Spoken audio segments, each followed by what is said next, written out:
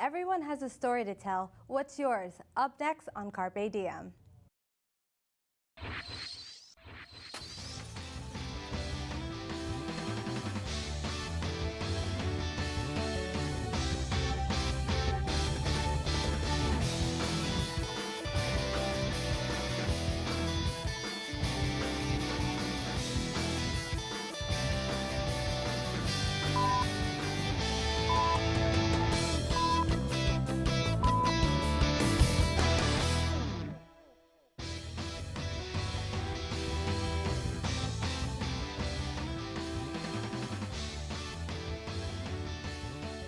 Hello and welcome to Carpe Diem. I'm Crystal Acasa. You may find it strange when I say the latest thing to emerge and make its way from the underground scene to the mainstream world is storytelling. Storytelling is a universal way of sharing life events with others. And yes, the art of storytelling has been around since people were living in caves, but never has it been such a visual art as it is today. About 30 years ago, stand-up comedy made its way on the scene, having comedians pop up everywhere. The same can now be said for storytellers. Just about any night of the week, you can find a show somewhere where people go behind a mic and tell you a story. On today's show, we'll be talking to one of those storytellers, Tracy Rowland. Let's take a look at her behind the mic. And the wonderful Tracy Rowland is approaching the stage. There are a couple of times where you think to yourself, I wish I studied another language. And when I was on the wrong side of a large padlocked fence in Hong Kong, I thought, yeah, this is one of those situations. When I move to a new city, I always have these dreams of taking it by storm. You know, I'm going to be the belle of the ball. I'm going to own it. And then I ultimately find myself walking the streets alone a lot. I moved here a week and a half ago, and I walked here alone. So, same was true in Hong Kong. You know, I was working there, and I met a lot of great people, and they were partiers. I am not. So when we left work and they would go off to the party zone, I would walk home. And my walk home took me through the Botanical Garden. And the Botanical Gardens in Hong Kong is like this, it is what it sounds like. It's an oasis. You know, it's this crazy, packed, jammed city. And then you enter this green, just silent place right in the heart of the city. And part of the Botanical Garden is the zoo. And it's like a Victorian zoo, and it looks like a child's drawing of a zoo, like perfect little black cages, you know, with little animals that seem happier than I'm sure they are. And just like brick paths, and you know, there's always a mist because it is just the hottest, sweatiest place you could possibly live in. We used to call it living in a fat man's pants, just to convince others to visit. So, you know, if you're walking through there, you know, at night, because it seemed to never close, it's just this magical place. You know, the city and the crazy is just all around you. And so that became my route home, just walking through the Botanical Garden and then walking through the not sad parts of the zoo and then walking onward to my street and going home to my tiny apartment with no hot water that cost twice as much as the apartment I have now, and in which I lived alone. So one night I entered the Botanical Garden later than usual because I actually had a social engagement. Awesome. So it ended, you know, at 10 because I was partying hard that night. And so I went into the Botanical Garden and took a little bit longer to walk around because it was just that kind of perfect night. And I brought myself through the monkey side. And monkeys usually make me sad. You know, it's like they're smart, they're in a cage, they're looking at you, they're jealous. And these monkeys, you know, no different. You kind of walk through like, sorry. You know, and then I would say to them, like, hey, listen, my apartment is half the size of your cage, so no, really, we're good. And as I meandered onward to my exit, I reached the gate that is closed, and with a padlock that is like comedy padlock. It's like Flintstones, you know, with like the big, you know, and there is no getting through this gate. And I was like, oh, that's curious.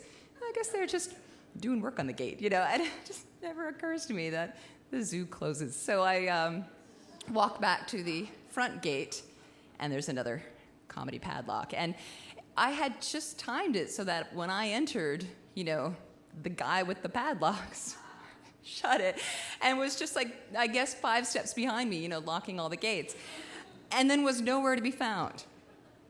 So I start navigating the zoo, including all the sad parts, looking for an exit or a person, and there is nothing.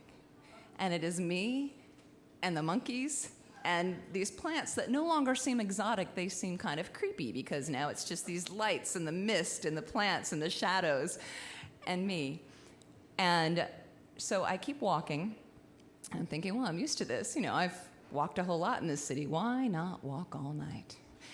And as I'm walking, I do find a phone. This is the days before cell phones, or the days before I had a cell phone. And it's 5 years ago. So there's this emergency phone. And I pick it up, and it rings. And somebody answers, and they answer with the customary Hong Kong greeting, which is, "Why?" And I'm like, why indeed am I stuck in this? And I was like, hello? And she says, hello. I was like, oh, thank God. This is silly. I'm locked in the zoo. I feel kind of dumb about it. Maybe you could send somebody with a giant key. Hello is all I get from the other side. I'm like, hi, okay. Locked in the zoo. Hello. They offered Cantonese classes where I was working, but it's like the hardest language ever. So I hang up and continue to walk around the zoo, and then I get tired, and I think, well, I'll just find a nice bench, and I find a bench over by the birds, who are boring, and I can hear the monkeys, over in their corner, and they're kind of having a party and having a really good time. And I'm thinking, all right, I don't really want to sleep with the monkeys, but I don't want to sleep alone. And if I ever write an autobiography, that's totally the title. So I go, and I lie down on this wrought iron bench in the mist, in the heat, in the Hong Kong fog, with 40 monkey eyes staring at me. And I feel more at home than I've felt in years. Thanks. Joining me now is Tracy Rowland. Welcome, Tracy. Thanks for having me. So, Tracy, that's a crazy story. And first thing, I want to know, at what time were you able to escape the zoo finally? Oh, around dawn, a very not amused guard woke me up from the bench. Oh, my goodness. And then, this is so embarrassing. And again, if I had learned some of the language, I would have seen that very close to the phone that I was on was a sign marked exit in Chinese. And there was like an escape tunnel. And it wasn't locked? Pardon? It wasn't locked? No. There was it was right there, Okay. but I'd walked by it probably about 6 times, not knowing what it was. Well, at least it gave you a story to tell. That's it. If it's a bad time, it's usually a good story. That's true. Well, that ended up being a pretty good time. Sleeping with the monkeys. Who knew? Who knew? Like once in a lifetime experience. Let's hope. So let's take it back to the beginning. How did you get involved with storytelling? It's funny. I had moved back to the New York City area after years away, spent in Hong Kong and Los Angeles and Atlanta. And an old friend of mine said, hey, let's go to this storytelling event. It was The Moth. And when I hear storytelling, I was thinking to childhood storytelling at the library where somebody was going to tell me, how the spider got its legs or something, these kind of old folk tales. And so I was like, sure. And then we went, and it was in a bar on Bleecker Street. And, the first story I heard was, a guy telling this kind of slice of life from his New York City childhood. And it was so compelling, and I was hooked.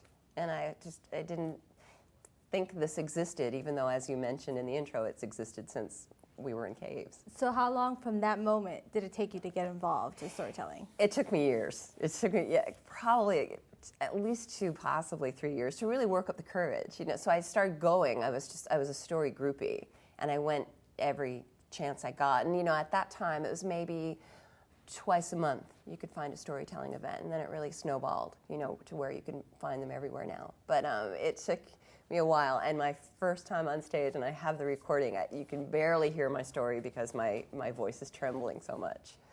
And then how can you tell what's a good story to tell? Like, especially like your first time, do you just out of the whim, you just say, oh, I'm going to tell this story, see how the crowd reacts? Yeah, well, it's funny, and some stories resonate better at different times. There's some stories, you tend to tell, you've got your kind of repertoire, and I've told stories that I've killed in one room and then, crickets in another. But you get prompts, especially for the moth, they give you a theme.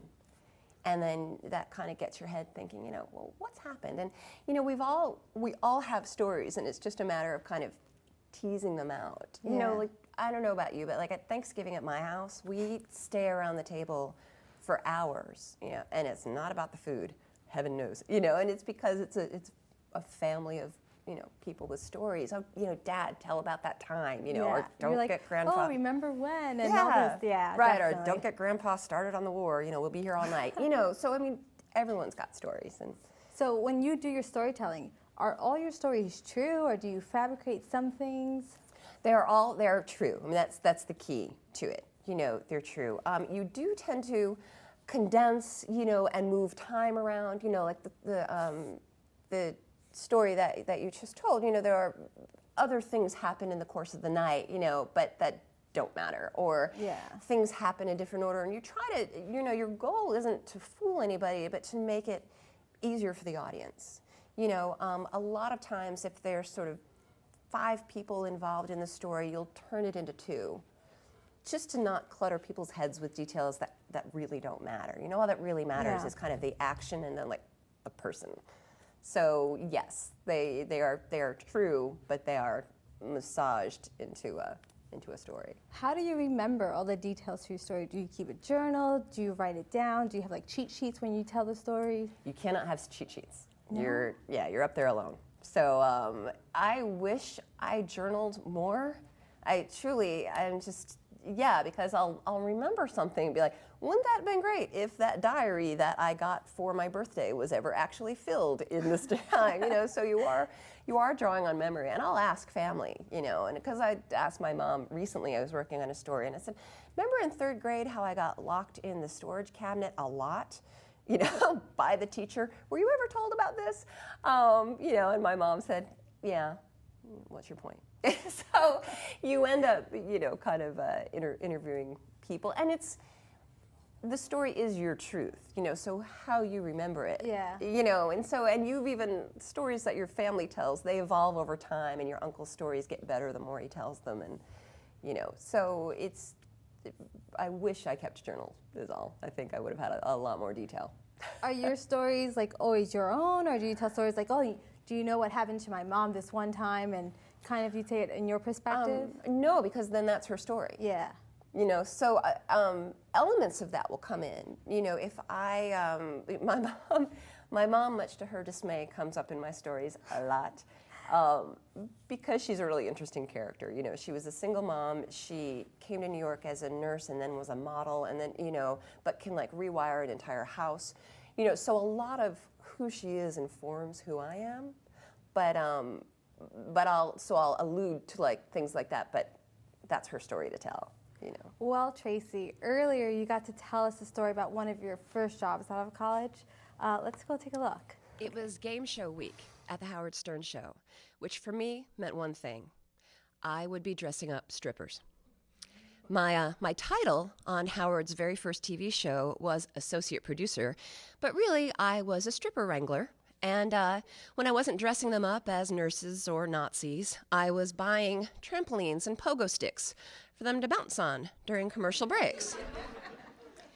I'm so glad I got that degree in broadcast journalism.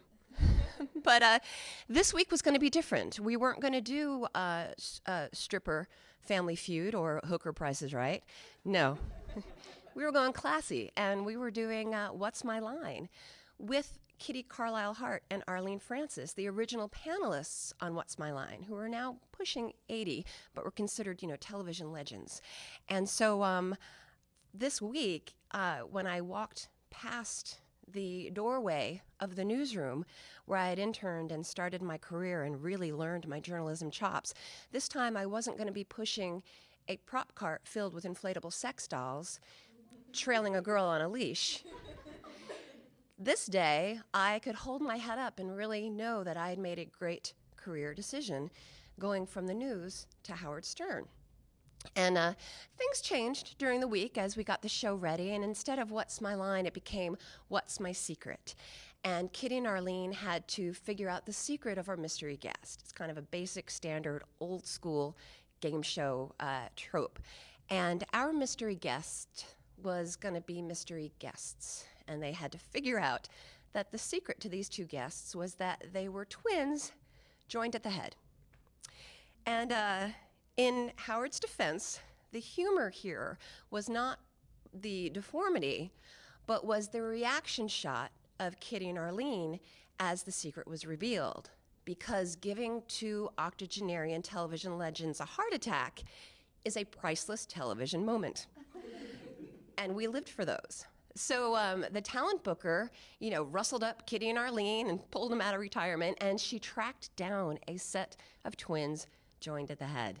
And they weren't that far away. They were just in Philly. And so it was great. Everything was going to go, as planned. And we waited on Friday, taping day, for the girls to arrive. And we were expecting, two girls joined at the top of the head. Everything else about them was normal, in our world of, elephant boys and like triple D implants, it was normal. And even we were not prepared for the Chappelle sisters because Lori Chappelle is a regular sized lady, and she is joined at the face to her tiny misshapen sister Reba.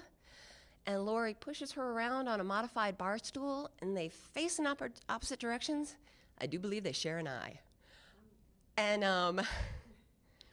this was before you could Google stuff.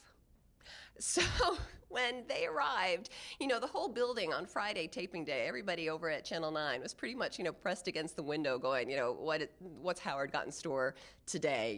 What kind of, parade is he going to stage? And when these girls spilled out of the limo, the entire building gasped, because this time, those freaks at Howard Stern have gone too far. And so taping was immediately put on hold. The talent booker started working on a resume, and the girls were stashed away in my office, out of sight. And so it's me in my office with the nurses' uniforms and the taxidermy, and these two sisters joined at the head. And Howard is, behind closed doors with the lawyer who was probably breathing into a bag at that point. And they're trying to figure out what to do. Can we go forward with taping? And the negotiations just took ages. While they're talking, I'm in my office with these two girls, and they're getting a little antsy, and I'm trying to make small talk, and it turns out we don't have a whole lot in common. So here's me. Hey, so I've got a sister. So, I hear a muffled voice coming from the back of Lori's head, and it's Reba. Oh, and here's the thing also. This was sort of the key to why, when you wonder, why would they come onto the Howard Stern show? Because they know what he's about, and they know his reputation. Well, Reba was a country singer, and this was going to be her big break in television. So they really had a reason to be there versus just being on display. And so they were getting antsy. Reba's, doing scales. And they're practicing, and they're getting kind of, alternately excited and nervous about their big break. And so Reba has to go to the bathroom. And I try to sort of sneak them down the back hallway. But you've got a large lady and a small lady and a bar stool whose wheels have not been oiled in forever, and we're sort of careening and clattering and just rattling down the hallway to the ladies' room, which is just past the open door to the newsroom. And so once again, I am walking by my old colleagues, pushing and pulling, something that does not really, allude to my journalistic roots. And as we go by, I see one of the newsroom guys look up and look at me and just look back down at the story he's working on. And I have never, so much wished for a cart full of sex toys as I had at that moment. And so eventually it was decided that having the girls on the show was going to push even our very limited boundaries of good taste. And so I had to break the news to them that they were not going to be on the show after all. And Reba started to cry because she was missing her big break in music. And also, she had used her last vacation day to be there. Her sister still had vacation days. So the show got canceled not too long after that, and we all sort of spread to the winds and went on to our next careers. And I went further and further away from journalism. I went to Cartoon Network, NBC News, way far away from legitimate broadcast journalism. And I started to think what would have happened, if I had taken a different road, if I hadn't gone down that path with Howard Stern. How would my career shape up? And like a good journalist, while I worked on the show, I kept a journal and I wrote into it faithfully. And looking back, I can read entry after entry about that marketing guy that I had a crush on. And there's nothing about what I was witnessing in the studio, in the writer's room, where things went down that did not make it on camera. Even if I had just kept the prop lists, it would have just been the history of the show. And so nothing. I kept none of that. So as it turns out, I'm a really good stripper wrangler, and I'm a great prop getter. But as a journalist, I kind of suck.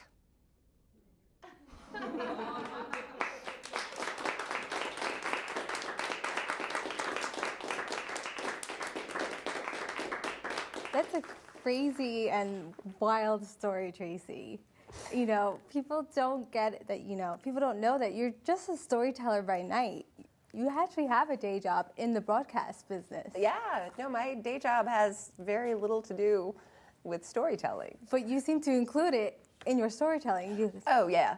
My day job brought me to Hong Kong, and so it brought me, into Howard Stern's orbit. And so it's been the catalyst for a lot of great stories, but it's a pretty straightforward 9-to-5 job. Do you try to keep your day job and your night and storytelling separate, or you just can't?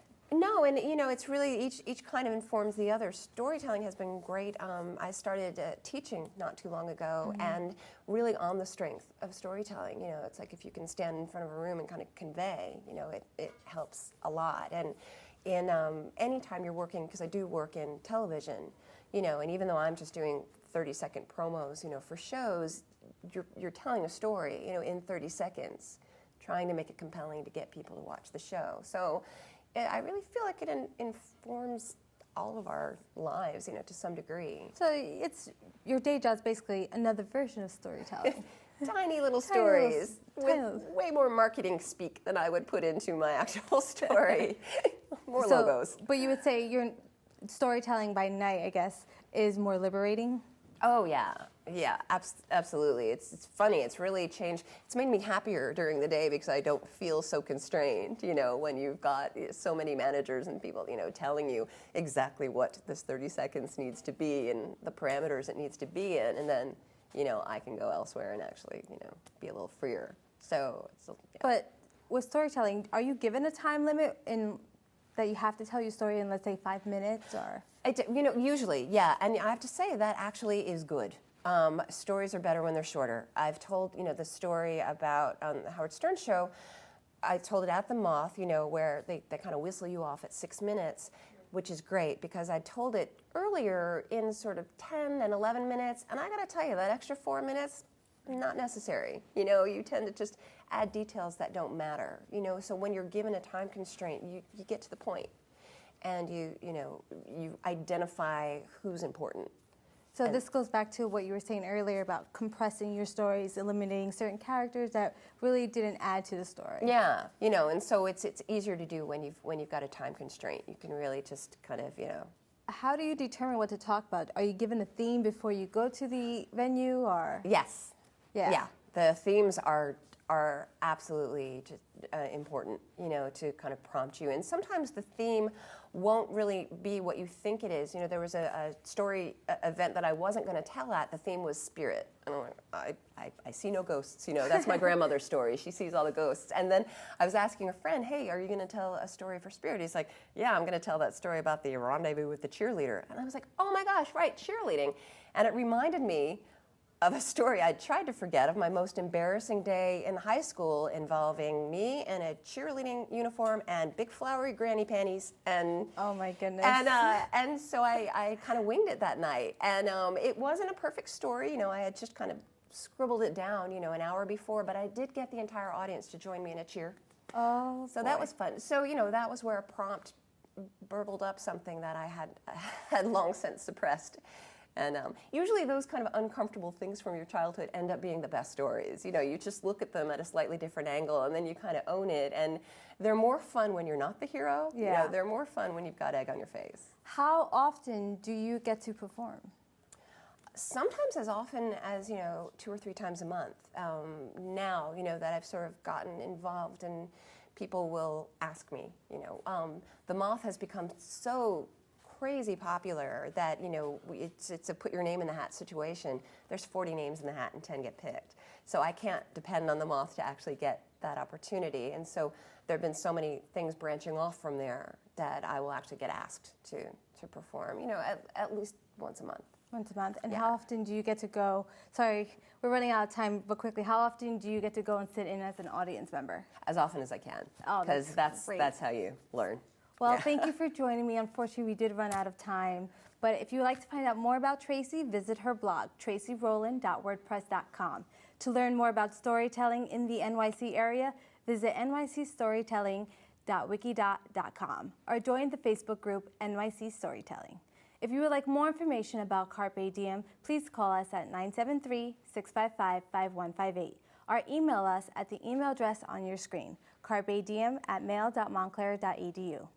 For Carpe Diem, I'm Crystal Lacasa. Thanks for watching.